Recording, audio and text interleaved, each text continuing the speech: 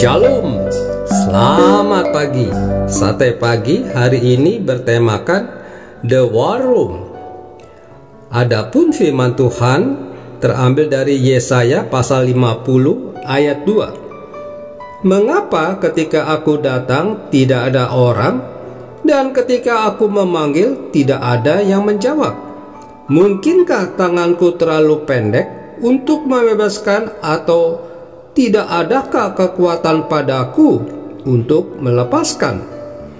Sesungguhnya dengan hardikku aku mengeringkan laut, aku membuat sungai-sungai menjadi padang gurun. Ikan-ikannya berbau amis karena tidak ada air dan mati kehausan. Pernikahan Tony dan Elizabeth berada di ambang kehancuran ketika Elizabeth mengetahui kehadiran wanita lain di dalam hidup suaminya.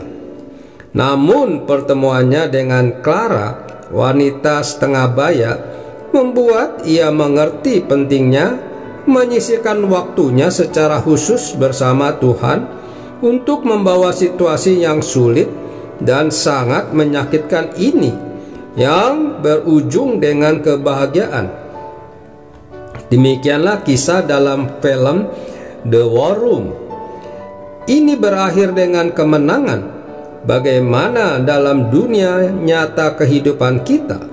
Berapa persen di antara kita yang muncul sebagai pemenang di setiap pergumulan kita? Mungkin tidak banyak, karena kita tidak memiliki The War Room kehidupan. Kita seperti bangsa Israel yang dengan mudah berpaling dan berharap pada kekuatan manusia atau menolong mereka. Di dalam ayat ini ada 3 kebenaran yang Tuhan nyatakan yang menjawab penyebab utama mengapa langit kehidupan kita berpakaian kelaman dan kain kabung. Pertama, Tuhan berkata, "Mengapa ketika aku datang tidak ada orang?"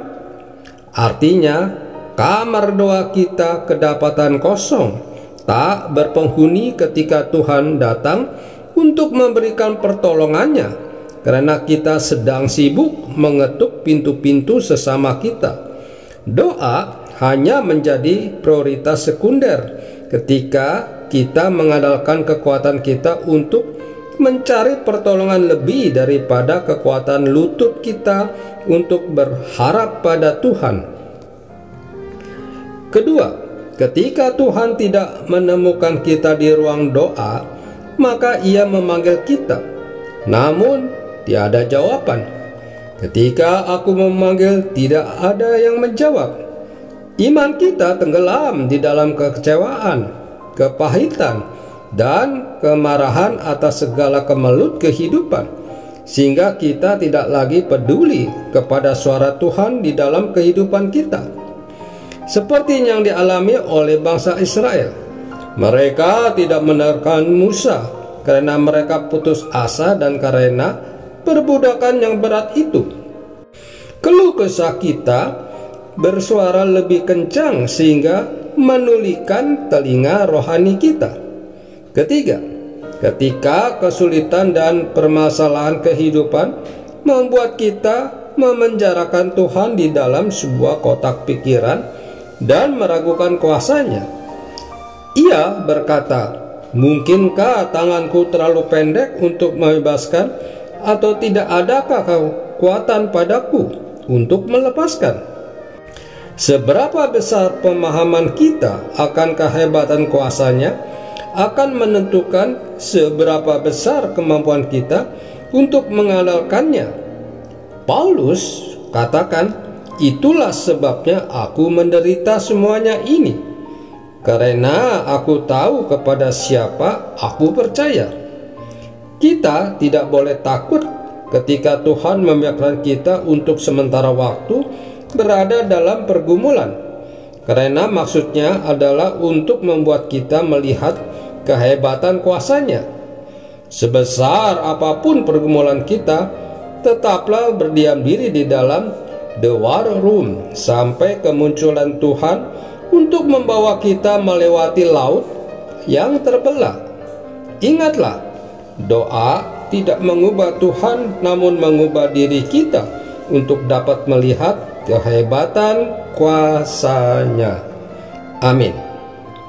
Mari kita berdoa.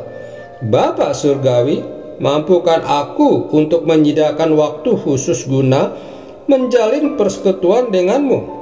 Sebab itulah yang membuatku bisa mengatasi masalah. Di dalam nama Tuhan Yesus aku berdoa. Amin.